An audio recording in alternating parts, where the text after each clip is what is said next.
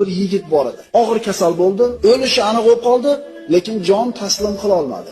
Tiliga la ilaha illalloh kalimasi kelmadi. Bu haqida payg'ambarimizga xabar berilganida, ota-onasi bormi uni deb so'radi.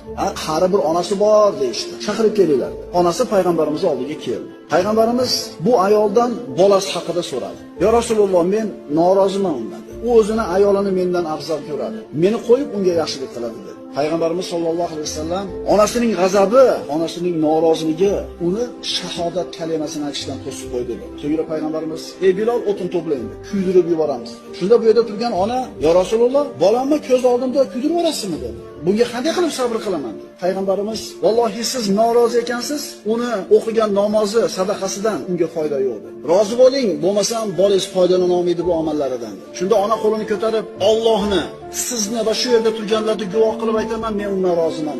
Bilol Alqamani eshigining oldiga borganda, ichkaridagi Alqama la ilaha illalloh degan kalimani aytdi. Bilol eshitdi, vafot etdi.